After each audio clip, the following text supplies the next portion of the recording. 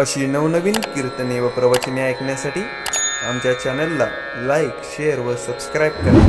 गावे गावे गीत, गावे गावे गीत शुद्ध करोनिया चित्त तुझ व्हावा आहे देव तरी हा सुलभ उपाव. अनिकाचे कानी गुण दोष मना नानी तुझ व्हावा आहे देव तरी हा सुलभ उपाव. मस्तक ठेंगणा करी संतांच्या चरणा तुझ व्हावा आहे देव तरी हा सुलभ उपाव. विवेचिते वचन जेने राये समाधान तुझ व्हावा आहे देव तरी हा सुलभ उपाव. तुका म्हणे फार थोडा तरी परोपकार तुझ व्हावा आहे देव तरी हा सुलभ उपाव. पांडुरंगा करू प्रथम नमन दुसरे चरण संतांच्या त्यांच्या कृपादाने कथेचा विस्तारू बाबाजी सद्गुरु दास तुका. नमो ज्ञानेश्वरा निवृत्ती उदारा सोपान देवा. नमो मुक्ताबाई त्रिभुवन पावनी आद्यत्रे जननी देवाची. नमो सद्गुरु तुकया ज्ञान दीपा. नमो सद्गुरु सच्चिदानंद रूपा. नमो सद्गुरु भक्त कल्याण मूर्ती. नमो सद्गुरु भास्करा पूर्ण कीर्ती. ज्ञान गोदावरीच्या तीरी स्नान केले पांचाळेश्वरी. ज्ञानदेवाचे अंतरी दत्तात्रय योगिया. भावे गावे गीत शुद्ध करोनिया चित्त तुझ व्हावा आहे देव तरी हा सुलभ उपाव. शिवे करता निवडलेला अभंग श्रीमंत जगद्गुरु श्री तुकोबारांचा असून सर्वांच्या परिचयाचा अभंग आहे. या अभंगातून जगद्गुरु श्री तुकोबाराय ज्यांच्या अंतःकरणामध्ये भगवत प्राप्तीची इच्छा निर्माण झालेली आहे अशा महाभागांना त्या भगवत प्राप्तीच्या साधनाचा विचार या अभंगातून महाराज प्रगट करतायत. चालू असलेला नामोत्सव ग्रामस्थ भाविक भक्त उंदरवाडी श्री दत्त मंदिर परिसर दत्त जयंतीच्या निमित्ताने आणि त्या नामोत्सवातील ही आजची द्वितीय दिवसाची सेवा आपल्या वाट्याला आलेली आहे. यथामती काही चिंतन करण्याचा प्रयत्न करू. आपल्या या भारत भूमीमध्ये अनेक देवाचे अवतार झाले. त्या अवतारामध्ये हा भगवान दत्तात्रयाचा अवतार आहे. 3 देव एकत्र आलेले आहेत. 3 देव एकत्र जरी आलेले असले तरी हा देवाचा अवतार गुणातीत आहे बरं का. गुणाचा संबंध नाहीये. पण 3 देवाचं वर्णन करताना असं वर्णन केले सत्व गुण प्रधान, रजगुण प्रधान आणि तमोगुण प्रधान असं वर्णन केले. सत्वगुण प्रधान म्हणजे भगवान विष्णू. रजगुण प्रधान म्हणजे भगवान ब्रह्मदेव आणि तमोगुण प्रधान म्हणजे असा गुणाचा संबंध आहे. तरी हा अवतार गुणातीत आहे बरं. कारण जग जर गुणाच्या अधीन आहे आणि त्या जगाचा जर उद्धार करायचा असेल तर गुणाच्या संबंधाने देव कसा अवतीर्ण होईल.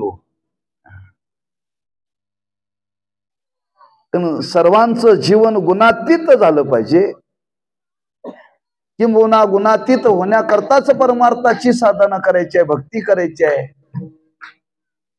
म्हणून भगवंताचा एक आगळा वेगळा अवतार आहे आणि अवतारातून भगवंतानी एकच कार्य केलेलं आहे. सर्वांना गुणातीत करण्याचं कार्य केलेलं आहे. चरित्र पहा आपल्याला कळेल. असा हा भगवान दत्तात्रयाचा अवतार आणि त्या अवताराच्या संबंधाने आपल्या या भारत भूमीमध्ये ते सण ते उत्सव साजरे केले जातात, किंबहुना ते केले पाहिजेत बरं का. अनेक कारण त्याचे, त्यातलं एक कारण आपल्याला थोडं विचारात घेता येईल. देवाचे अवतार होऊन गेले,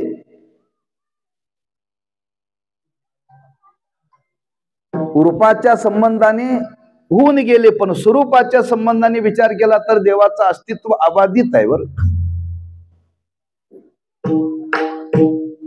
म्हणजे देवाचे अवतार समाजामध्ये होऊन गेले तरी या समाजामध्ये त्या देवाच्या संबंधाने कुठंतरी समाजामध्ये आज भक्तीची वृद्धी झाली पाहिजे. आणि भक्तीची वृद्धी करण्याकरता या उत्सवाची गरज आहे. या उत्सवाच्या माध्यमातून आज समाजामध्ये भावाची, भक्तीची, प्रेमाची, दैवी संपत्तीची वृद्धी होते बरं का. जसं वातावरण असेल त्या त्या वातावरणातून, त्या त्या संबंधातून, त्या त्या गुणाची वृद्धी होते बरं का. तुम्ही व्यापाऱ्याच्या संगतीमध्ये गेला तर, काही काळ गेला तर तुम्हाला वाटेल व्यापारच केलेला बरा. उचापत्ती करणाऱ्याच्या संगतीत गेला तर आपल्याला वाटेल हे असेच धंदे करून मिळवलेलं बरं. आणि परमार्थ करणाऱ्याच्या संगतीत गेलं की त्याला वाटतं नाही, सगळ्या गोष्टीचा आपण त्याग केला पाहिजे आणि चांगलं जीवनामध्ये स्वीकारलं पाहिजे. हे संगतीतून जर घडतं तर वातावरणातून का घडणार नाही हो. पुन्हा समाजामध्ये जर वृद्धी व्हावी असं जर वाटत असेल तर भावाची वृद्धी झाली पाहिजे, प्रेमाची वृद्धी झाली पाहिजे, भक्तीची वृद्धी झाली पाहिजे, वाढ झाली पाहिजे, समाजामध्ये झाली पाहिजे. म्हणजे समाजाचे जे घटक आहेत, जीव मनुष्य, त्या प्रत्येकाच्या अंतःकरणामध्ये दिवसेंदिवस भाव वाढावा. भाव येणं वेगळं आणि भाव वाढणं वेगळं बरं. आज गरज आहे, कालाची गरज आहे बरं का. दिवसेंदिवस आज परिस्थिती फार बिकट होत चाललेली आहे जगण्याच्या बाबतीत बरं का. म्हणजे जगण्याच्या बाबतीत म्हणजे पोटाच्या बाबतीत नव्हे बरं का. समाधानाने रम्य समाधान जीवनामध्ये प्राप्त व्हावं, विकाररहित जीवन जगावं, त्या विकारावरती मात करावी, अशा परिस्थितीचा विचार केला तर फार कठीण आहे, किंबहुना याच्या पुढेही काळ फार कठीण येणार आहे. तोपर्यंत आपण हयात राहणार नाही. एका परीनं चांगला आहे, आपण लवकरच जन्माला आलोय. कलियुग आहे, पहिलंच पर्व चालू, पहिल्या पर्वातच आपला शेवट आहे. तेव्हा पुढचं ते वातावरण बघण्याचं भाग्य आपल्या वाट्याला नाही, फार चांगलं आहे.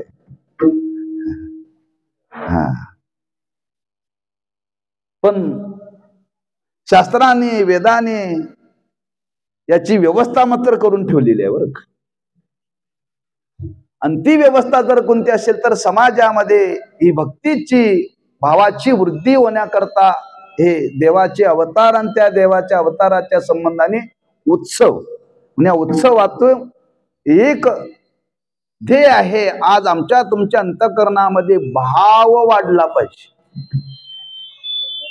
आणि तो भाव कशाने वाढतो? भगवंताच्या गुणाचं वर्णन करण्याने आणि श्रवण करण्याने.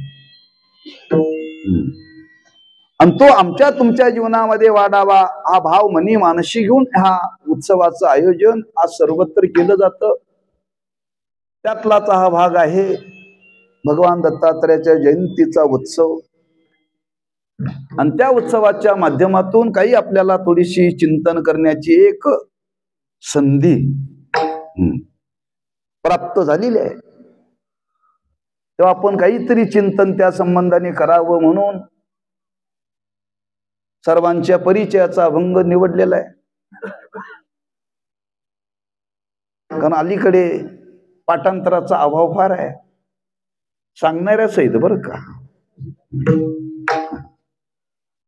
त्या पाठातलाच अभंग असावा म्हणून निवडलेला आहे. या अभंगातून जगद्गुरु श्री तुकोबाराय भगवत प्राप्तीच्या उपायाचं वर्णन करतात बरं का. परमार्थाची साधना आहे आणि परमार्थाची साधना ही सर्वांच्या करता आहे. सर्वांनी परमार्थ केला पाहिजे. मग सर्वांनी परमार्थ केला पाहिजे, सर्वांच्या करता परमार्थ आहे. मग परमार्थ करण्याकरता काय लागतं? पहिल्यांदा मनुष्याचा देह लागतो. मनुष्याचा देह लागतो.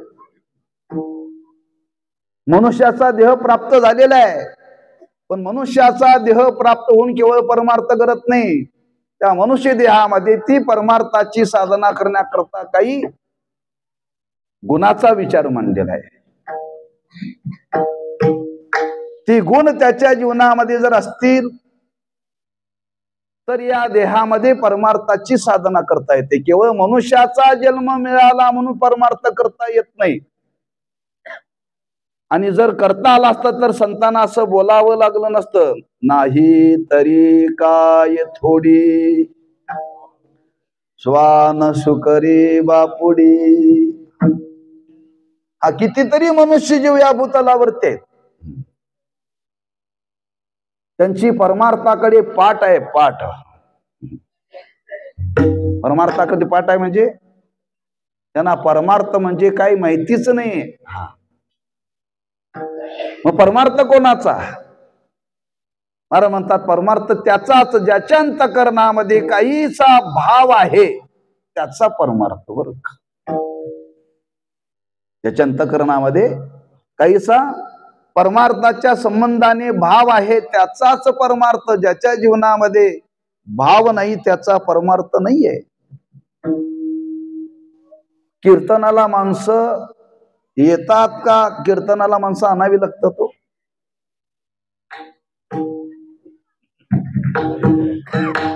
कीर्तनाला माणसं येतात, आणावी लागत नाहीत. काय येतात?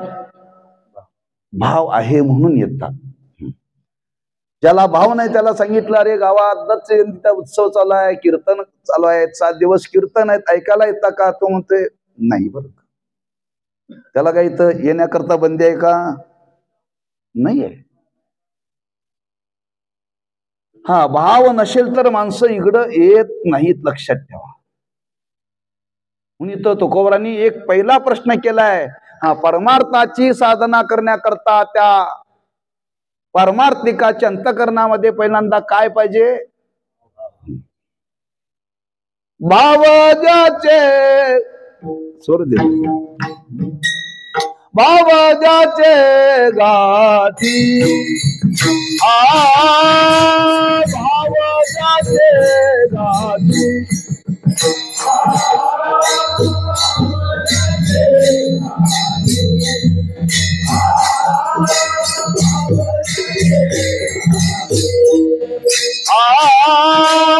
भाव ज्याचे गाठी, भाव ज्याचे गाठी,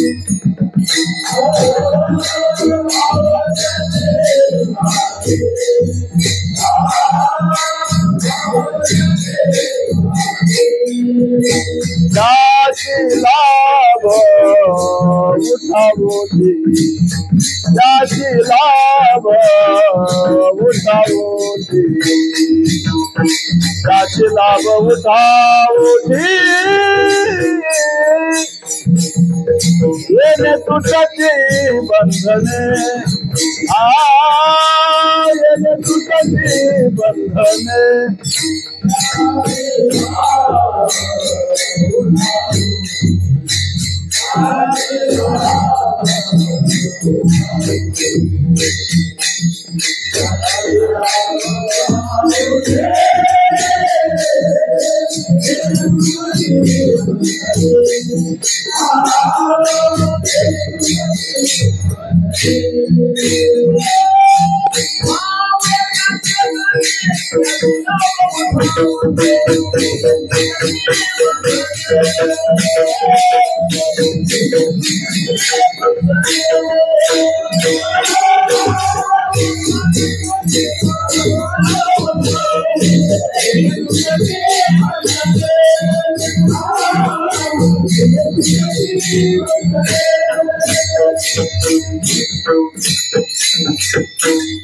भाव ज्याचे गाठी धन ज्याचे गाठी, शब्द वापरला नाही बरं.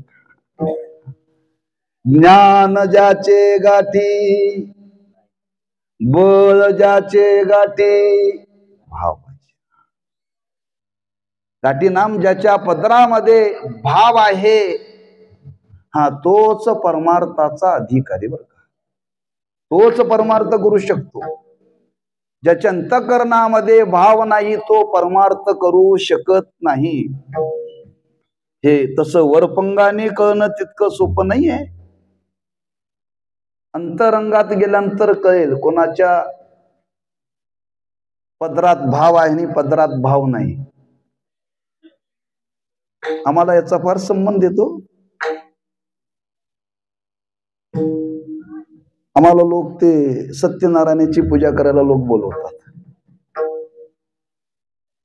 आमचं गाव मोठं आहे, ब्राह्मण नाही पूजेला. आमच्या गावाला शाप आहे, ब्राह्मण राहणार नाही म्हणून.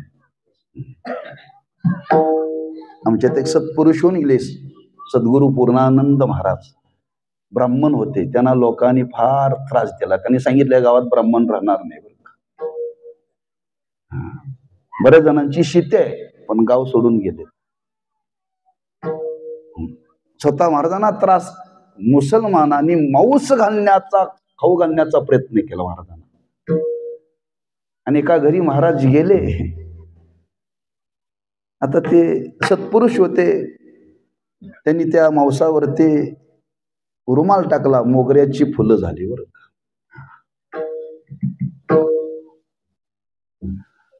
असा इतिहास आहे त्यांचा.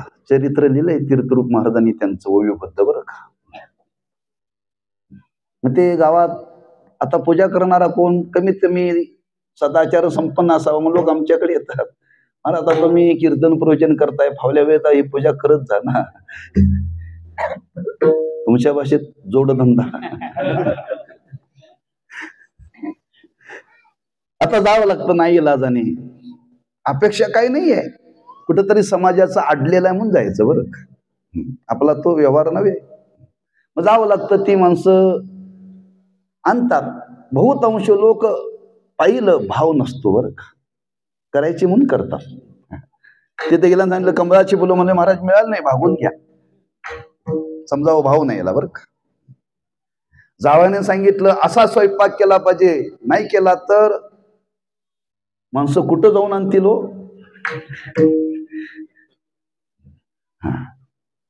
पण देवाच्या बाबतीत भाव नाही बरं का. फार फार नाही लाजानी पूजा करावी लागते. गणपती मंडळाची तरुण पोरं जर एवढी पूजा घालतात, पण भावाचा पत्ताच नाही. एक पद्धत आल्या, ह्याने पूजा घातली म्हणून त्याने घालायची, त्याने घातली म्हणून त्याने घालायची. सगळ्या जेवढी गावात मंडळ तेवढी पूजाच बरं का गणपतीच्या समोर, सत्यनारायणाची. पण करणाऱ्याच्या कोणाच्या अंतःकरणामध्ये भाव नाही, किंबहुना गणपती बसवून सुद्धा त्यांच्या अंतःकरणात भाव नाहीये, म्हणून परिवर्तन नाहीये. फार अवघड आहे. मग पहिला शब्द इथं तो करून वापरला आहे, भाव ज्याचे घरात भाव ज्याचे गाठी. गाठी म्हणजे ज्याच्या पदरामध्ये, ज्याच्या अंतःकरणामध्ये देवाविषयी भाव आहे, तोच परमार्थाची साधना करू शकतो. असा भाव संपन्न एक महाभाग जगद्गुरुशी तुकोबरांच्याकडे गेलेला महाराज, मला देव प्राप्त व्हावा. महाराज म्हटली चांगली गोष्ट आहे, तसा तो प्राप्तच आहे. तसा तो प्राप्तच आहे बरं का. त्याला कुठून आणायचं नाहीये. कसा आहे देव, ऐकताय ना, नित्य प्राप्त आहे. नित्य देव आणण्याचा व्यवहार नाही बरं का. तो नित्य प्राप्तच आहे. म्हणून प्राप्ताची प्राप्ती सांगितलेली आहे. मूर्तीमध्ये देव आहे, मूर्तीमध्ये देव आहे, नित्य देव आहे बरं का. त्या मंत्राच्या साहाय्याने देवत्व त्याच्यामध्ये आणलं जातं, त्याला आवाहित म्हणतात. आवाहन करावं लागतं. मंत्र आहेत त्याचे. देवाची पूजा करताना बघा, आपण गणपतीची स्थापना करतो, नुसती मूर्ती आणून बसून चालत नाही. तिथं देवाला त्या मूर्तीमध्ये आवाहित करावं लागतं, त्याला म्हणतात स्थापना. आता त्या मूर्तीचं विसर्जन करायचं आहे, शेवटी पुन्हा विसर्जन केलं जातं. मग मूर्तीमध्ये देव नित्य आहे, त्याला कुठून आणायचं नाहीये. मग ज्या मूर्तीमध्ये असलेला देव आपल्याला तो प्राप्त व्हावा, नाम त्याचं दर्शन घडावं आणि ते आत्मत्वाने दर्शन घडावं. त्याच्याकरता कशाची गरज आहे? भावाची गरज आहे. मूर्तीमध्ये असलेलं देवत्व त्याची अनुभूती येण्याकरता, त्याचं दर्शन होण्याकरता अंतःकरणामध्ये भाव पाहिजे. भाव नसेल तर मूर्तीतलं देवत्व आपल्याला अनुभवाला येत नाही. मग तो नित्य प्राप्त आहे. तो महाभाग जगद्गुरु श्री तुकोबरांच्याकडे गेलेला आहे, भाग्यवान आहे, योग्य व्यक्तीकडे गेलेला आहे. पण देव प्राप्त करून घ्यायचा आहे आणि प्राप्त करून घेण्याकरता तो कोणाला विचारावं हे तरी पहिल्यांदा माणसाला कळत तर पुष्कळ आहे बरं का. म्हणून तो संतांच्याकडे आलेला आहे आणि संतांच्याकडे आल्यानंतर संतांना विचारणा केली. त्यात जगद्गुरु श्री तुकोबराने त्यांनी विचारलं, म्हणजे महाराज देव प्राप्त करून घ्यायचा आहे. मी ऐकलं देव प्राप्त करून घेण्याकरता भाव लागतो. मग आमच्याकडे भाव आहे, बाकी काय लागत नाही. मग भाव संपन्नता जर असेल तर देव प्राप्त होतो. आमच्या जीवनामध्ये भाव आहे. आज आम्ही जी जी काही परमार्थामध्ये साधना करतो, व्यवहारामध्ये साधना करतो महाराज, ती भाव संपन्नतेनेच करतो. आम्ही रोज देवाच्या दर्शनाला मंदिरात जातो, काय काम नाही म्हणून, भाव आहे म्हणून जातो. दरवर्षी आपण पंढरपूरला जातोय, महिन्याला जातोय का? भाव आहे म्हणून का अर्ध तिकीट आहे म्हणून? भाव आहे म्हणून. मग आज आम्ही जे जे परमार्थामध्ये करतो ते भाव आहे म्हणून करतो. महाराज मी ऐकलंय भाव असल्यानंतर देव प्राप्त होतो. देव प्राप्त करून घेण्याकरता, परमार्थाची साधना करण्याकरता भाव लागतो. मग आमच्या अंतःकरणामध्ये भाव आहे, पण अजून आम्हाला तो प्राप्त झालेला नाही. महाराज म्हणतात तुझं म्हणणं योग्य आहे, चुकीचं नाही आहे. तुकोबाराय म्हणले नुसता भाव असून चालत नाही, मग तो शुद्ध पाहिजे. कसा पाहिजे? शुद्ध पाहिजे. मग शुद्ध पाहिजे. आमच्याकडे भाव, हो तुमच्याकडे भाव आहे हे मला माहिती आहे, मग तो भाव शुद्ध पाहिजे. भाव शुद्ध असेल तर तुम्हाला देव प्राप्त होईल. मग महाराज आम्हाला सांगा, भाव शुद्ध करण्याकरता काय करावं लागेल?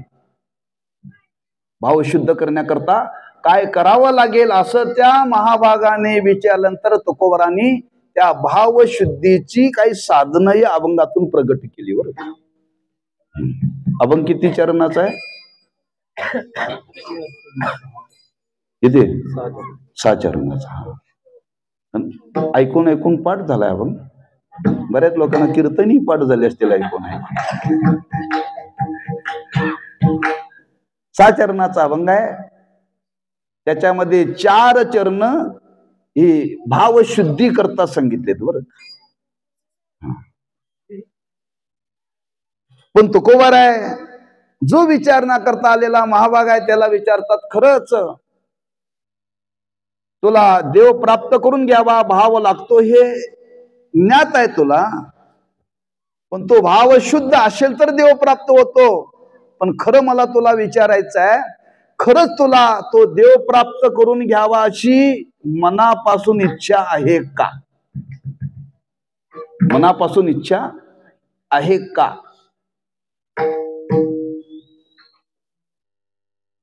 का हो? आज बरीच माणसं परमार्थामध्ये प्रवृत्त आहेत,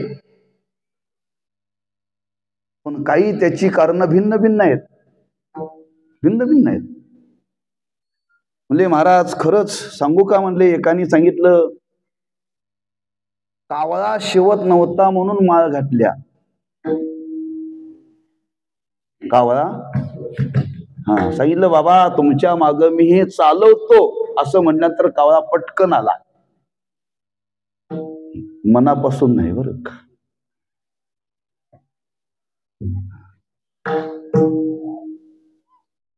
एकाने तर मला फोन केला, म्हणजे महाराज आमच्या सौभाग्यवतीला माळ घालायची. म्हणजे तुम्ही, मी नाही वारकरी म्हटले, तुम्ही काय? मी शिक्षक आहे म्हणले. मी विचारलं घालण्याचं कारण काय? काय नाही म्हणले, पांडुरंगाला नवस केला होता मुलगा व्हावा म्हणून, आणि मुलगा झाला म्हणून माळ घालायची. आमच्या भागातलं गाव आहे, नावं सांगून येत मग सांगतात. मग अशी कितीतरी लोक आहेत, नवस केला होता, मुलगा झाला तर माळ घालतो. बरोबर आहे ना? कावळा शिवत नव्हता म्हणून माळ घालतो. तुकोबारा विचारतात, हे मनापासून नाही आहे, मनापासून नाही आहे. जर तुम्हाला देव प्राप्त करून घ्यावा असं वाटत असेल तर तुमच्या मनाची अवस्था पाहिजे. ती मनाची अवस्था कशी पाहिजे ते आलेल्या महाभागाला तुकोबाराय अभंगाच्या दुसऱ्या चरणामध्ये प्रश्न करतात.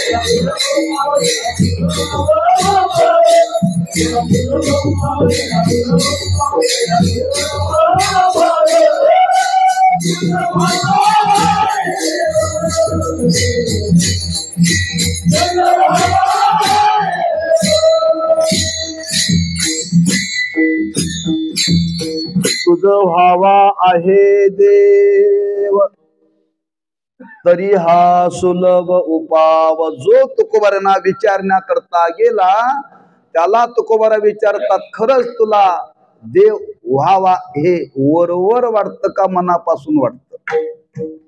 तुझं व्हावा आहे देव.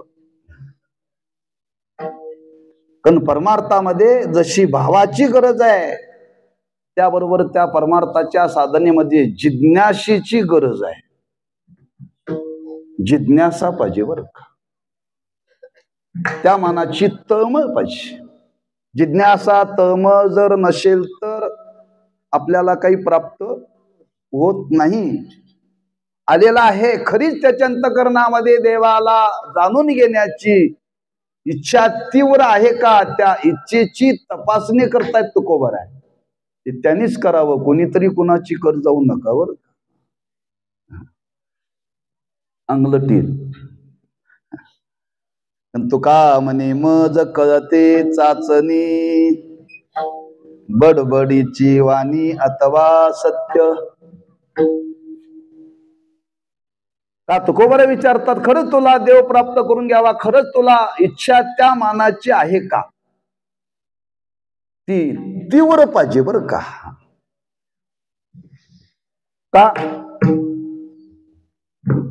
तीव्रता असण्याचं त्याचं काय कारण आहे?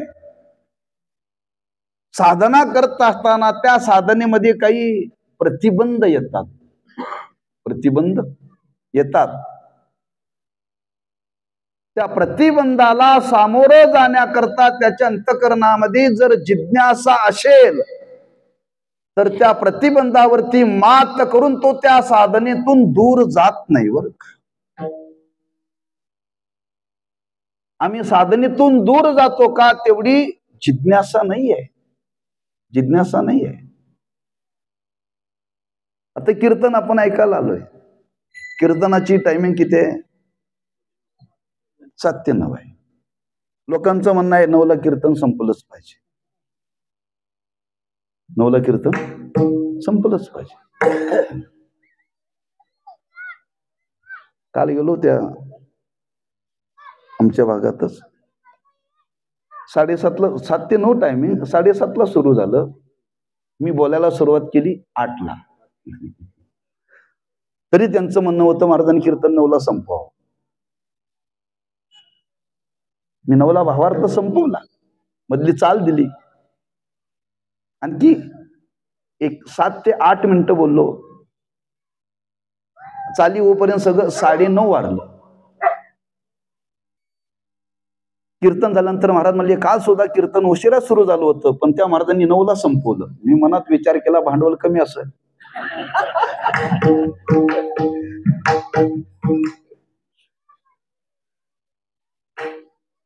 हा, थोडासा जर कीर्तनामध्ये जर लांबला तर काही लोकांना लोक म्हणतात उद्यापासून अशा कीर्तनकाराच्या कीर्तनाला यायचं नाही बरं.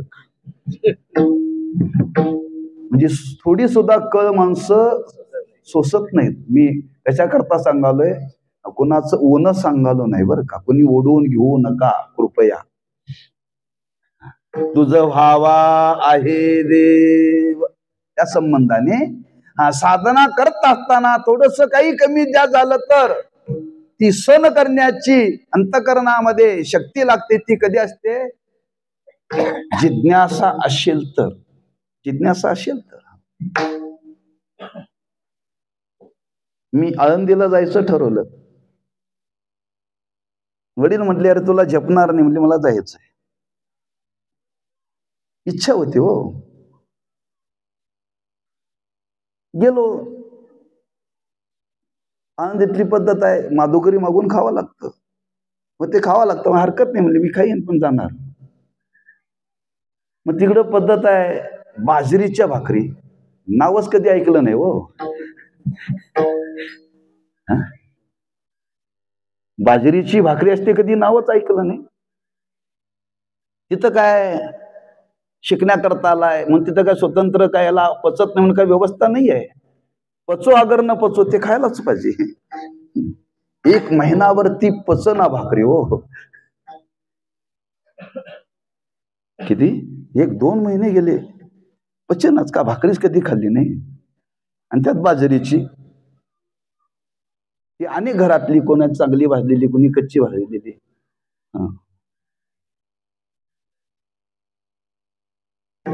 आणि त्या सकाळी केलेल्या भाकरी 10, 11, 12 वाजता खायच्या. त्या कडक झालेल्या भाकरी त्या आमटीमध्ये अशा चुरायच्या, खायच्या. आणि दुपारी राहिलेल्याच पुन्हा संध्याकाळी त्याच चुरून खायच्या बरं का. संध्याकाळी राहिलेल्या पुन्हा दुसऱ्या दिवशी सकाळी नाश्त्याला त्याच खायच्या.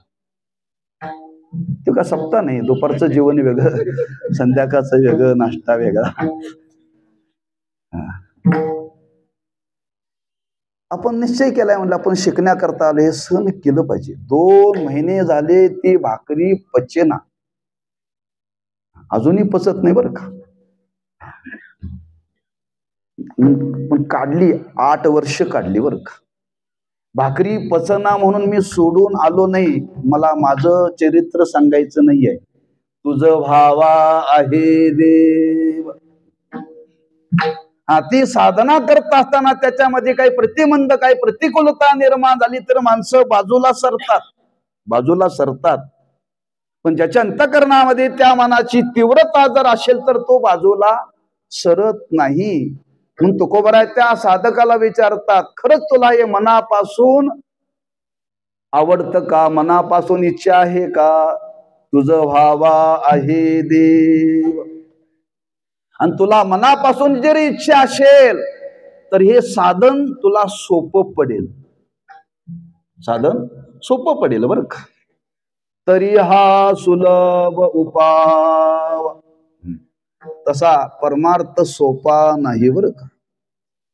परमार्थ सोपा नाहीये. हा, कोणी समजू नका. परमार्थ सोपा आहे, फार कठीण आहे, लक्षात ठेवा.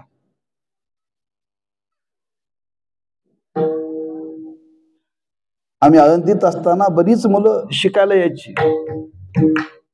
कोण 6 महिने राहायचा, कोणी 8 महिने राहायचा, कोणी वर्षभर राहायचा, पुन्हा गावाकडे जायचा, पुन्हा यायचंच नाही बरं. त्या आळंदीमध्ये काय आळंदीतली माणसं ही भाकरी खायला आलीत म्हणतात बरं का. आळंदीतली नावं ठेवायची त्या काळामध्ये, आता कमी झालेत. पण भाकरी खाण्याकरता कोणी आळंदीत जात नाही, लक्षात ठेवा. भाकरी खाण्याकरता कोणी जात नाही. भाव त्यातला सांगायचा आहे. तसं साधन परमार्थाचं सोपं नाहीये. पण महाराजांनी इथं शब्द वापरलाय, तरी जर अंतःकरणामध्ये जर जिज्ञासा असेल तर सोपे. जिज्ञासा असेल तर सोपे. जर जिज्ञासा नसेल तर परमार्थ सोपा नाहीये. परमार्थ अवघडच आहे, लक्षात ठेवा. परमार्थ अवघडच आहे. मग तो देवप्राप्तीच्या साधनाचा विचार जरी भाव संबंधाने जरी सांगितलेला असला तरी तो कठीणच आहे, इतका सोपा नाही, लक्षात ठेवा. पण महाराज म्हणतात, ज्याच्या अंतःकरणामध्ये देवाविषयी जर तीव्रता असेल, जिज्ञासा असेल, तर त्याला परमार्थ अतिशय सोपा आहे. तरी हा सुलभ उपाव. अतिशय त्याला ही साधना सोपी आहे. म्हणून आलेल्या जिज्ञासूला तुकोबराय प्रतिप्रश्न करतात, मी तुला भगवत प्राप्तीचा उपाय सांगतो, पण तुझ्या अंतःकरणामध्ये त्या मानाची जिज्ञासा आहे का. बघा ना, ज्ञानोबरायांनी 9व्या अध्यायामध्ये लक्षण सांगितलं अधिकार्याचं. लक्षण सांगत असताना पहिला शब्द वापरला, अर्जुना, मी जे गुह्य ज्ञान सांगण्याकरता प्रवृत्त झालेला आहे, हे कोणाला सांगावं. त्याचा अधिकारी कोण. सुमनु आणि शुद्धमती, अनिंदकू, अनन्यगती, गोपई तया प्रती चावळी जे सुके. त्याच लक्षणाचा विचार ह्या अभंगात आलाय बरं. अनिंदकू आणि काचे कानी गुणदोष मनानानी, सुमनु शुद्ध करोनिया चित्त. ज्याचं मन चांगलं आहे बर का, सुमनु आणि शुद्धमती, हा, त्याला ते सांगावं. कुणाचं आहे असं हो.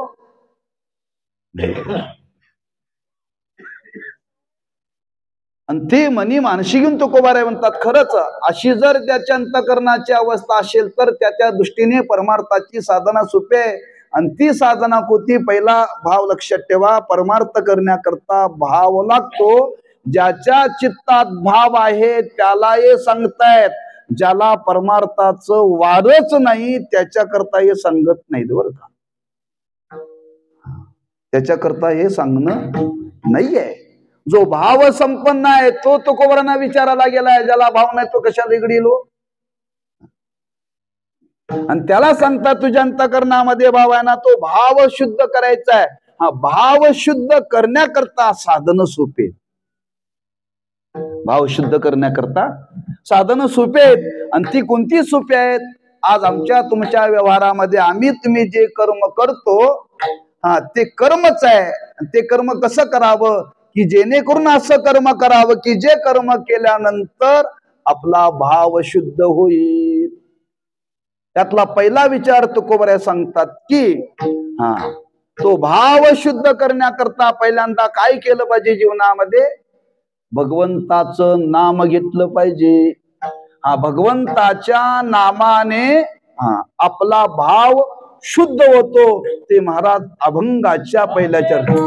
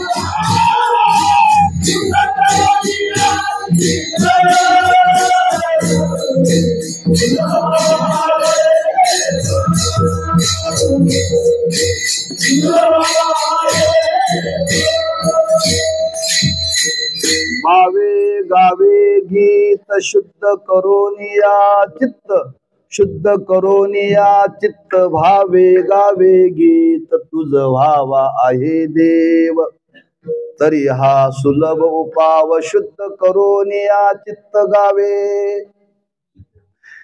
पण काय गावे? गीत गावे. कोणतं गीत गावं? नाम गीत गावं. एक भाव शुद्ध करून गीत गायलं पाहिजे आणि भाव शुद्ध होण्याकरता नाम गीत गायलं पाहिजे. दोन भाव लक्षात ठेवा बरं का. भावपूर्वक गीत गायलं पाहिजे, पण चित्त शुद्ध होण्याकरता भगवंताचं नाम हे भावनेनं गायलं पाहिजे, असा त्याचा भाव आहे. पण भगवंताच्या नामामध्ये सामर्थ्य आहे, भगवंताच्या नामामध्ये सामर्थ्य आहे. बघा, ज्ञानोबांनी 9व्या अध्यायामध्येच वर्णन केले. अर्जुनीने विचारलं, देवा तुम्ही राहता कुठे? देव म्हटले, तुम्ही वैकुंठी नशे. मी वैकुंठात राहत नाही, मग राहता तरी कुठं? तयापाशी पांडवा. पुढं हरपला जेत नाम घोष बरवा, करीती माझा नाम घोष बरवा, करीती माझा तयापाशी पांडवा. जे बरव माझं नाम गातात त्याच्या जवळ मी राहतो. म्हणजे बरव नाम गीत गातात त्यांचं चित्त कसं असतं? पुढं देवाला सांगावं लागलं, जयाचे चोखटे मानसी, मी होऊनी असे क्षेत्र संन्यासी, जया निजलया ते उपाशी, वैराग्य गा चोखटे म्हणजे शुद्ध. म्हणजे भगवंताच्या नामस्मरणाने चित्त शुद्ध होत, चित्त शुद्ध होत. म्हणून तर तुकोबाराने आपल्याला सांगितलं, आपुलाले चित्त शुद्ध करा, आपुलाले चित्त.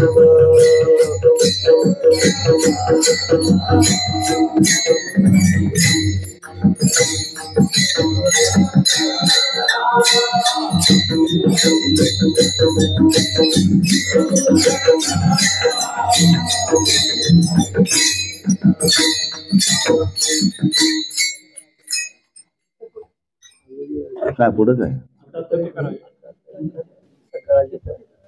सकळांच्या पाया माझे दंडवत, आपुलाले चित्त शुद्ध करा, आपुलाले चित्त शुद्ध करा.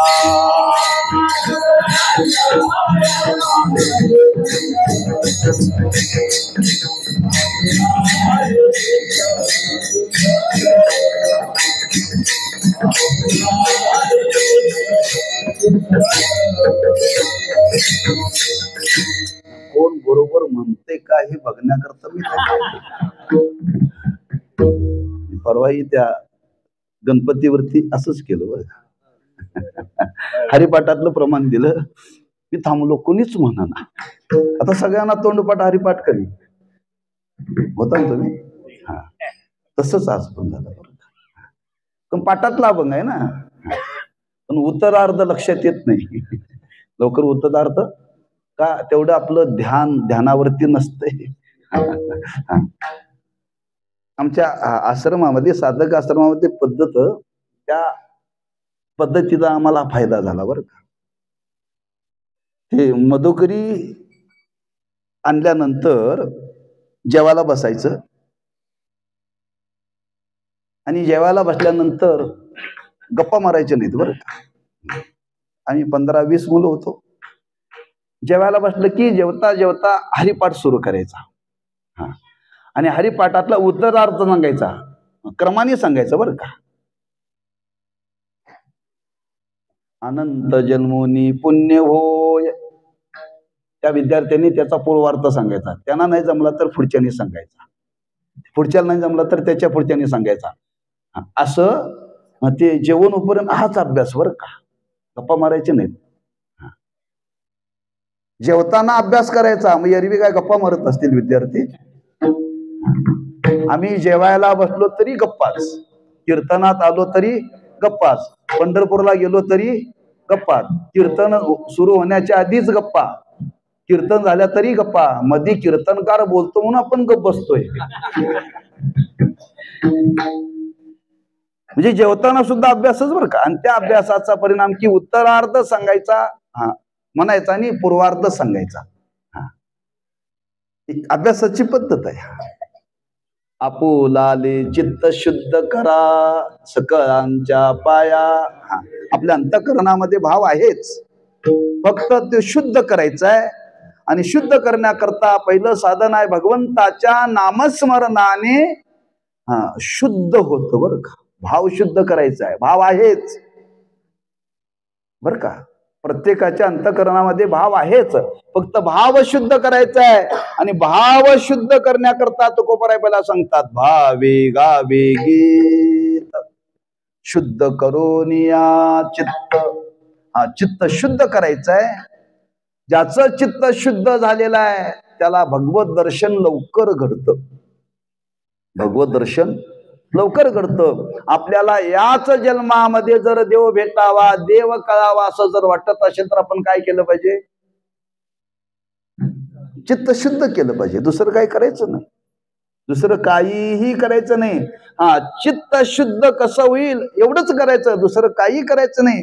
प्रयत्न करा, अभ्यास करा, कीर्तन ऐकत जा, चाली म्हणत जा, भजन करत जा. पण तिथं गेल्यानंतर मात्र एक पत्ते पाळायचं, कुणाचं उन दोन काढायचं नाही, उन दोन काढायचं नाही. काढला ना मग समजावं हे भरत चाललंय, आपलं भरत चाललंय. हे मोकळं करायचं आहे बरं का.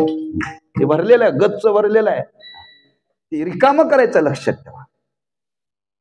तेव्हा इथं महाराज सांगतात शुद्ध करोनिया चित्त. मग चित्ताची शुद्धता करायची आहे. आणि चित्ताची शुद्धता कशाने होते? पहिला विचार मांडला कर्माने. मग ते कर्म कोणतं? निष्काम. निष्काम कर्माने चित्ताची शुद्धता होते. भगवंताचं नाम वाणीनं घेणं हे कर्मच आहे, वाणीनं घेणं. ते वाणीनच घ्यायचं आहे, पण घेत असताना निष्काम भावनेने घ्यायचं आहे. निष्काम भावनेनं घेतलं की चित्ताची शुद्धता होते, चित्ताची शुद्धता होते. मग ती चित्ताची शुद्धता करण्याकरता महाराज म्हणतात भगवंताचं नाम घ्या. आणि ते निष्काम भावनेनं घ्या. निष्काम भावे, या शब्दाचा अर्थ काय? निष्काम भावनेनं भगवंताचं नाम जर वाणीनं आपण जर घेतलं तर आपल्या अंतःकरणातले दोष निघून जातील. पहिला दोष आहे मलदोष. पहिला दोष आहे मलदोष. आणि मलदोष निष्काम कर्माने जातो बरं का. किती दिवस केलं पाहिजे? जोपर्यंत जात नाही तोपर्यंत. किती दिवसात जाईल? तुम्ही साधना करणार त्याच्यावरती अवलंबून आहे. तुम्ही साधना करणार त्याच्यावरती अवलंबून आहे. एकाने विचारलं, म्हणले पंढरपूरला चालत जायला किती दिवस लागतील? तुमच्या चालण्यावरती आहे, तुमच्या चालण्यावरती आहे. एक त्या चिकोडीच्या खाली एक वारकरी आहे, आपल्या वयाचा आहे. तो महिन्याला वारीला जातोय पायी बरं का, 4 दिवसात. किती? 4 दिवसात. तो पंचमीला निघतोय, 9मीला संध्याकाळी पोचतोय पंढरपुरात. जाताना आणि येताना तुझा पायी येतोय बरं का. तो भास्करांच्या फडावरचा आहे, चाली म्हणतो, वाजवतो, पाठांतर चांगलं आहे त्याचं. पंचमीला जायचं, 9मीला पोचायचं, पुन्हा द्वादशाला क्षीरापद झाली की त्रयोदशीला सकाळी निघायचं, 3 दिवसात येतो, 3 दिवसात जातोय. मी कशा करता सांगतोय, आपली चाल कशा त्याच्यावरती ते अवलंबून आहे. हा, किती दिवसात चित्त शुद्ध होईल? तुमची जर गती मंद असेल तर आयुष्यही कमी पडेल, आयुष्यही कमी पडेल. आपल्या त्या साधनेवरती अवलंबून आहे. मग महाराजांना सांगितलं ठीक आहे, चित्ताची शुद्धी केली पाहिजे. मग चित्ताची शुद्धी करण्याकरता भगवंताचं नाम हे निष्काम भावनेने घेतलं पाहिजे. महाराज थोडस याच्यापेक्षा सोपं सांगा, जरा सोपं सांगा. कारण देवाचं नाव घेणं तसं कठीण आहे. कधी येते देवाचं नाव मुखात? येतंय सतत म्हणता नाही येत. कीर्तनात सांगून सुद्धा माणसं घेत नाहीत, तोंड उघडत नाहीत बर का. आम्ही लोकांना सांगतोय आता भावार्थ झालेला आहे, आता प्रेमाने भजन करू. काही काही वादर जणू दाटकेही बसल्या ना तशी तोंड उघडत नाहीत हो. जी देवळात येऊन तोंड उघडत नाही त्यांची घरात उघडत असते म्हणता. इतकं सोपं नाही मुखाला भगवंताचं नाम येणं, म्हणजे अवघड आहे, अतिशय अवघड आहे. लक्षात ठेवा, तुम्ही प्रयत्न करून बघा. तुकोबारांनी वर्णन केले, नाथ महाराजांनी वर्णन केले, हरी बोला देता हरी बोला घेता सर्व कार्य करता. त्या अभंगावरती कीर्तन केलं आणि मी ठरवलं आपण असा अभ्यास करायचा. जमीन बरं का, 15 मिनिटं येतंय, 15 मिनिटं ती पुन्हा गुल मारून कुठं झालंय आठवत येत नाही. ठरवतंय दिवसभर नामस्मरण करायचं, दिवसभर नामस्मरण करायचं. एक 15 मिनिटं घडतंय, पुन्हा त्याचा विसर पडतोय, आणखी 1 तासाने जागेवर येतंय, आणखी 10 मिनिटं होते, आणखी विसर पडतोय. दिवसातून 1000 वेळा प्रयत्न करावा लागतोय. कुठं कुठं तवा कुठं 15-20 मिनिटं नामस्मरण घडते बरं का. सोपं आहे का मग? मग तुकोबाराला विचारलं, महाराज याच्यापेक्षा सोपं शुद्धीकरणाचं साधन सांगा ना. या महिला कपडे धुतात, साबण लावल्यानंतर कपड्यातला मळ लवकर जातो का भिजत घालण्याने कपड्यातला मळ लवकर जातो?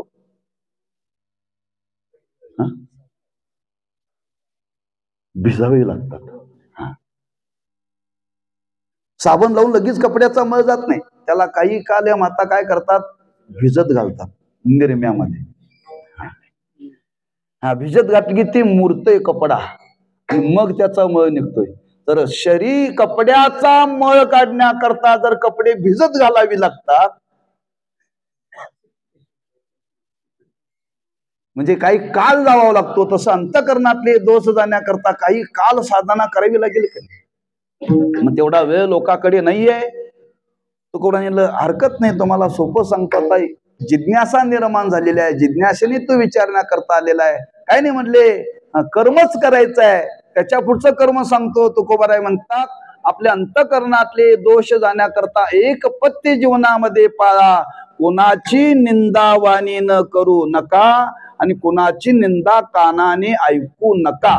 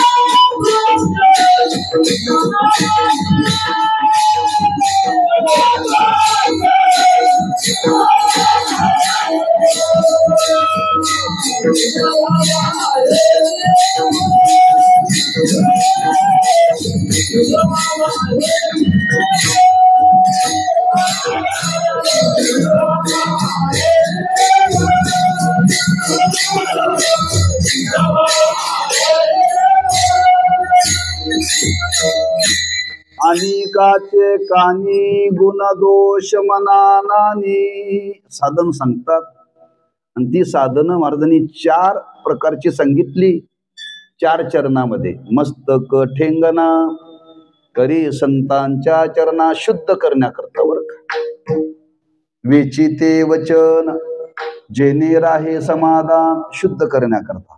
तुका म्हणे फार थोडा तरी पर उपकार, ही या साधनाने अंतकरणाची शुद्धी होते. आणि अंतकरणाची शुद्धी झाली की त्याचा भाव शुद्ध होतो. आणि भाव शुद्ध झाला की त्याला देव सहज प्राप्त होतो. हाच भाव तुकोबाराने या अभंगातून सांगायचा आहे किंवा भावार्थ झाला असं समजून एकदा संप्रदायपूर्वक भजन करू आणि उर्वरित काळामध्ये राहिलेल्या चरणाचा धावता विचार सांगून सेवा वेळेमध्ये पूर्ण करू.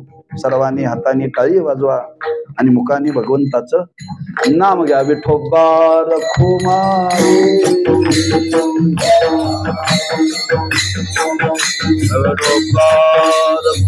भावा आहे देव तरी हा सुलभ उपाय. त्या उपायाचं वर्णन तुकोबाराय करतात. अनेकाचे कानी गुणदोष मनानाने, गुणदोषाचा विचार केलेला आहे. संपूर्ण जर समाजाचा विचार केला तर प्रत्येकाच्या जीवनामध्ये काही ना काहीतरी गुणदोष आहेत. आता प्रत्येकाच्या जीवनामध्ये गुणदोष आहेत, पण महाराज म्हणतात आपण कसं त्याच्यामध्ये राहावं. तर महाराज म्हणतात कुणाच्या गुणदोषाचा विचार जीवनामध्ये करू नका. हे सामान्य जीवा करता सांगितले बरं का. शास्त्राचा विचार केला तर शास्त्र गुणदोषाचा विचार करूनच स्वीकार करतो बरं का. पण आम्ही तुम्ही जीवन जगत असताना काय नेमकं करावं. महाराज म्हणतात कुणाचे गुणदोष वाणीने काढू नका आणि कुणाचे कानाने ऐकू नका. दोन भाव प्रगट का केले महाराजांना माहिती आहे. काही लोक दुसऱ्याच्या गुणदोषाचा वर्णन करणारे एक वर्ग आहे आणि एक वर्ग आहे ते म्हणजे महाराज आम्ही कुणाचे गुणदोष काढत नाही पण ऐकतय ना. ऐकणारा एक वर्ग आहे, त्याला म्हणतात न बोलून शाना. तो कुणाच कोणाला वाईट म्हणत नाही, कोणाला चांगलंही म्हणत नाही, पण दुसऱ्याचं वाईट आणि चांगलं ऐकल्याशिवाय राहत नाही बरं का. तो बोलत नाही. मग काही माणसं वाणीनं गुणदोषाचा वर्णन करणारा एक वर्ग आहे आणि ऐकणारा एक वर्ग आहे. तुकोबाराय म्हणतात वर्णन करणाऱ्यालाही तेच फल आहे आणि ऐकणाऱ्यालाही तेच फल आहे. खोटा संग खोट्याचा, तुकोबारांनी वर्णन केले. या जगामध्ये काही माणसं महापातकाची 4 प्रकार सांगितले. महापातक कशाला म्हणतात आणि संगत करणारा 5वा सांगितला बरं का. संगत करणारा, काही माणसं पाप करत नाहीत पण पाप करणाऱ्याच्या संगतीत राहतात. मला म्हणतात तो दोषच आहे, दोषच आहे. एक मागच्या सोमवारी एक आमच्या गावामध्ये गवंडी आहे. तीर्थरूप महाराजांच्याकडून त्यांनी माळ घातलेले. मी निघालो होतो, म्हणजे महाराज बसा, म्हणजे कुठं जायचं चाललंय म्हणलं आळंदीला, म्हणजे तुम्हाला कागलला सोडतो. मग कुठं काम चाललंय, काम चाललंय म्हणजे असं असं. म्हणजे महाराज तुम्हाला एक प्रश्न विचारायचा म्हणजे मला, मी वारकरीच आहे पण माझ्या हाताखाली जी माणसं आहेत ना ती माणसं महाराज म्हणले पिल्याशिवाय येत नाही, पिल्याशिवाय येत नाही. पण त्यांना जर मोकळं सोडलं तर ती लवकर कामावरती येत नाही. मग मी रोज त्यांना निहून देतो, दिलं तर चालतं काम.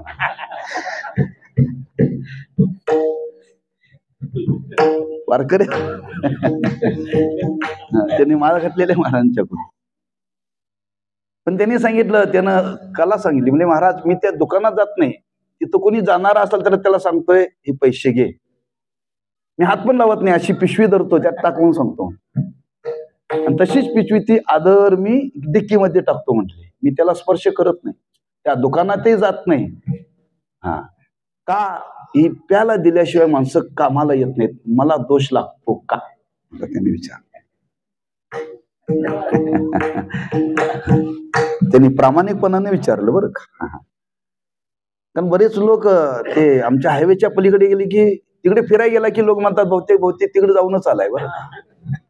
हा, एखादा वारकरी जरी गेला तर लोक म्हणतात बहुतेक हा आलाय, कारण तो रस्ता तसा आहे हो.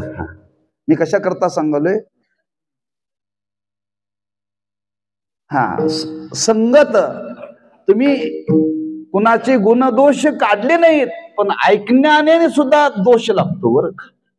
म्हणून तुकोबाराय म्हणतात अंतकरण शुद्ध करायचं, भाव शुद्ध करायचा म्हणजे काय, कुणाच्या गुणदोषाचं वाणीनं वर्णन करायचं नाही आणि कुणाचं वर्णन ऐकायचं नाही. ऐकायचं नाही, एवढं जीवनामध्ये व्रत पाळा. सोपं आहे का नाही? कायच्या करता का कष्ट आहे? नलगते सायास कुठं जायची गरज नाही, फक्त एवढं नियमाने लक्षपूर्वक जीवन जगायचं. कुणी शंका विचारले, अनेकाचे कानी गुणदोष, दोष ऐकू नये, दोषाचं वर्णन करू नये. पण महाराजांनी शब्द तिथं गुणही शब्द वापरलाय. हा, महाराज म्हणतात गुणाचंही वर्णन करू नका, दोषाचं तर वर्णन करू नका, गुणाचं वर्णन करू नका. तुम्ही ज्याचं गुण म्हणून वर्णन करता तो गुण असे कशावरून? म्हणून गुणाचंही वर्णन करू नका आणि दोषाचंही वर्णन करू नका. फक्त जीवनामध्ये एवढं पथ्य पाळा, कुणाच्या गुणदोषाचं वर्णन करायचं नाही आणि कुणाच्या गुणदोषाचं कानाने ऐकायचं नाही. सोपं आहे का नाही? शुद्ध करोनिया चित्त, एवढं जीवनामध्ये करा. म्हणून महाराज म्हणतात अनेकाचे कानी गुणदोष मना नानी. पुढं वर्णन करतात. आणखी जीवनामध्ये शुद्ध होण्याकरता काय करावं? महाराज म्हणतात काय नाही, माणसं जीवन जगत असताना अहंकाराने माणसं जीवन जगतात आणि अहंकार हा दोष आहे बरं का. अहंकार हा दोष आहे, परमार्थामध्ये तो चालत नाही. अहंकार टाकला पाहिजे. मग टाकला पाहिजे, टाकण्याकरता काय करा? तो टाकायचा कसा? महाराज म्हणतात थोर थोर मंडळी भेटली की त्यांच्या चरणाशी नतमस्तक व्हायला शिका. नतमस्तक, हा, कोणी आपल्या जीवनामध्ये भेटला की महाराज म्हणतात काय करायचं नाही, बाकी काही करू नका. तो भेटला की त्याच्या चरणावरती मस्तक ठेवा. कसं ठेवा आणि ते कोणाच्या ठेवा? वेळ झालाय. मस्तक ठेंगणा करी संतांच्या चरणा, तुझ व्हावा आहे देव तरी हा सुलभ उपाव. 4 चरण आहेत, वेळ थोडा आहे. तिथपर्यंत तुम्हाला वेळेपर्यंत येऊन पोचवतो. ठेंगणा, ठेंगणं या शब्दाचा अर्थ काय? लहान होणं. लहान होणं म्हणजे लहान होण्याकरता काय करायचं? आपण तर इथं सगळे जवळजवळ बहुतांश या गल्लीमध्ये सुतारच आहेत नाही का? नाही, मला त्यातला एक भाव सांगायचा आहे.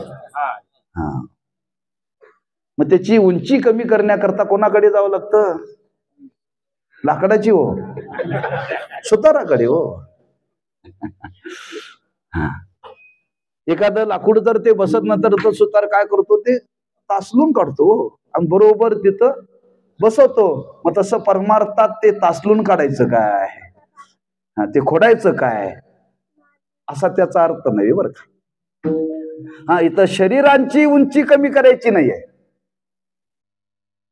जी शरीराच्या संबंधाने मनामध्ये जी धारण केलेली अहंकाराची उंची, ती निवृत्त करायची आहे. निवृत्ती करायची म्हणजे त्याच्याकरता तुकोबाराय म्हणतात नम्र भावनेनं जीवनामध्ये वागायचं आहे. नम्र भावनेनं. हा, कोणी भेटला किंबहुना सज्जन भेटला तरी नमस्कार करा, अरे दुर्जन भेटला तरी नमस्कार करा. नम्र झाला भूता,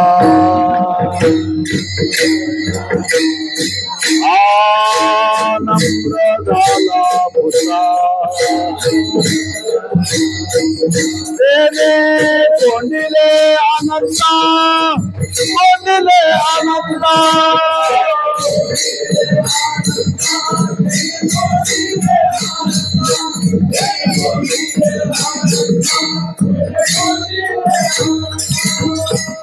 नम्र झाला भूता तेने कोंडिले अनंता. मी कोणीतरी आहे हे जे मोठेपण आहे ते टाकलं पाहिजे. ज्ञानोबांनी दृष्टांत दिलाय, फार सुंदर दृष्टांत दिलाय. ते नदीमध्ये जर पाणी वाहत नसेल तर त्या नदीमध्ये उगवतं काय, त्याला म्हणतात लव्हाळा. हा, आणि ते वाढतं फार. मग ते पावसाळ्यात पूर येतो. मग पूर आला की असं नसल तर ते पाणी वाहून नेतंय बरं का. हा, तो लव्हाळा काय करतोय, तो वागतोय बरं का. हा, लव्हाळा वाकले की किती पाण्याला पूर आला तर ते पाणी निघून जाते. ते लव्हाळा जाग्यावरतीच राहतोय. त्या लव्हाळ्यासारखं जगायला शिकलं पाहिजे बरं. लव्हाळ्यासारखं जगायला शिकलं पाहिजे. कोणी जीवनामध्ये भेटलं तर नम्र व्हा. नम्र होण्याकरता कमीपणा मानू नका. कारण हे अंतकरण शुद्धीचं साधन आहे. सोपं आहे का नाही? याच्याकरता काय फार कष्ट करावे लागतात, काय करावं लागत नाही. म्हणून महाराजांनी तो शब्द वापरला, मस्तक ठेंगणा करी संतांच्या चरणा. एक विशेषण त्याच्याकरता वापरलेलं आहे, संतांच्या चरणा. कारण हे जर आपल्याला जीवनामध्ये मिळवायचं असेल तर महाराज म्हणतात कमीत कमी जीवनामध्ये थोर पुरुषांच्या जवळ तरी नतमस्तक व्हायला शिका. नतमस्तक व्हायला जीवनामध्ये शिका. आणि असं तर तुम्ही जीवनामध्ये जर प्रयत्न केला तर महाराज म्हणतात आपल्या अंतकरणातला भाव शुद्ध होईल. तुझ व्हावा आहे देव तरी हा सुलभ उपाव. पुढे सांगतात आणखी काय करा. महाराज म्हणतात आपल्याला देवाने जी वाणी दिलेली आहे त्या वाणीवरती संयम ठेवा. वाणीवरती संयम ठेवा. का स्वातंत्र्य दिलेलं आहे देवाने बोलण्याकरता. आणि त्या स्वातंत्र्याचा परिणाम माणसं एवढं वाणीनं बोलतात, एवढं वाणीनं बोलतात. डॉक्टर सांगतात कमी बोला. डॉक्टर काय सांगतात? कमी बोला. आता ज्याला बोलायची सवय आहे त्याला कमी बोलून कसं चालेल? आता आम्हाला डॉक्टर सांगतात आम्हाला त्रास होतो. डॉक्टर म्हणतात जागरण करू नका, प्रवास करू नका, जास्त बोलू नका. हेच आमचं भांडवल आहे. नाही का? हेच भांडवल आहे. म्हणजे जास्त बोलू नका. जास्त बोलू नका म्हणजे मर्यादित बोला. फक्त अभंगावरतीच बोला. अभंग झाल्यानंतर तुमच्या गावात कुठला पक्ष आहे, कोणता फड आहे, असल्या भानगडीत वाया व्यर्थ कथा सांडी मार्ग. म्हणजे जे बोलावं लागतं तेवढंच बोला, त्याच्यापेक्षा अधिक बोलू नका. मग कसं बोला? महाराज म्हणतात असा वाणीचा वेच करा, असं वाणी खर्च करा की जी खर्च करण्याने आपलं अंतकरण शुद्ध होईल. वेची ते वचन जेने राहे समाधान. असं बोलायला शिका. बोलत असताना कोणाचं समाधान बिघडता कामा नये. ऐकणाऱ्याचंही समाधान बिघडता कामा नये आणि बोलणाऱ्याचंही समाधान बिघडता कामा नये. सोपं आहे. हा, फक्त अभ्यास करावा लागेल. फक्त बोलण्यातून सुद्धा आपला भाव अशुद्ध होतो, लक्षात ठेवा. तो शुद्ध करायचा आहे. फक्त बोलण्यावरती संयम ठेवा. काही त्याच्याकरता मर्यादा ज्ञानोबांनी सांगितली. 13व्या अध्यायामध्ये हा विस्ताराने विचार आलेला आहे. आटो वेगो विंदानो आशा शंका प्रतारनो हे संन्याशील अवगुणो जीवाचे. 14 प्रकारचे दोष आहेत वाणीमध्ये. आणि ते 14 प्रकारचे दोष टाकून बोलायला शिका. त्याला म्हणतात वेचिते वचन जेने राहे समाधान. तुझ व्हावा आहे देव तरी हा सुलभ उपाव. त्याच्या पुढे तुकोबरा शेवटी सांगतात शुद्ध अंतकरण करण्याकरता काही जीवनामध्ये परोपकार करा. किती करा? तुम्हाला फार जमणार नाही. तुकोबारे म्हणतात मला माहिती आहे पण थोडा तरी करा. का परोपकाराने सुद्धा आपल्या अंतकरणाची शुद्धी होते आणि तो आपल्याला आपल्या शक्तीप्रमाणे आपल्या कृतीप्रमाणे तुम्ही जीवनामध्ये करण्याचा प्रयत्न करा. तुका म्हणे फार थोडा तरी पर उपकार, तुझ व्हावा आहे देव तरी हा सुलभ पाव. परोपकार शब्द वापरला. परोपकार म्हणजे काही दुसऱ्या करता कर्म करायला शिका आणि ते करत असताना कुठली अपेक्षा ठेवू नका. अपेक्षा न ठेवता दुसऱ्या करता जे केलेलं कर्म त्याला म्हणतात परोपकार. साधा सोपा आहे. एखादा रस्त्याने मनुष्य चाललेला आहे, वयस्कर चाललेला आहे, त्याला चालवत नाही, पण तो कसा बसा बिचारा चाललाय. त्याला काय करा, तुमची गाडी रिकामीच आहे, त्याला गाडीवरती घ्या आणि त्याच्या घरापर्यंत सोडा. हा उपकार आहे बरं का, थोडा आहे, फार नाहीये. म्हणजे फाट्यापासून गावापर्यंत ज्याला चालवत नाही त्याला, पण माणसं ज्याला चालवत नाहीत त्याला आणत नाहीत. कोणाला आणतात? कीर्तनात सांगत नाही. ओळखीचा भेटला तर तोंड बघून, असं नाही बरं का. निरपेक्ष भावनेनं यांचं वय झालेलं आहे, यांना आपण काहीतरी मदत केली पाहिजे. आपण याला द्रव्य देऊ शकत नाही, याला अन्न देऊ शकत नाही. गाडी चाललेलीच आहे, ती काय त्याच्याकरता स्वतंत्र न्यायची नाही, फक्त त्याला तिथून इथपर्यंत आणायचं आहे. जमतंय का नाही? सोपं आहे. म्हणून महाराज म्हणतात त्याच्याकरता तुम्ही पेट्रोल टाकून त्या फाट्यावरून इथं आणण्याकरता तुमची गाडी तिथं उभं राहू नका. ते का रिक्षावाला नाही आहे, येता येताच करा बरं का. म्हणून फार थोडा असा एक, असे जीवनामध्ये अशी बरीच कर्म आपण जीवनामध्ये करतो. अशी प्रत्येक कर्म थोडी थोडी जीवनामध्ये करा. त्या करण्याने आपल्या अंतःकरणाची शुद्धी होईल आणि अंतःकरणाची शुद्धी झाली की महाराज म्हणतात मग जो भाव आपल्या जीवनातला आहे ना, त्या भावाचा परिणाम आपल्याला देव प्राप्त होईल. भाव बळे आकळे हे रवी ना कळे, करतळे आवळे तैसारी म्हणून भावे घावे गीत, शुद्ध करो निया चित्त, तुझ भावा आहे देव दर्या सुलभ उपाव. ज्ञानेश्वर माऊली ज्ञानराज माऊली तुकाराम.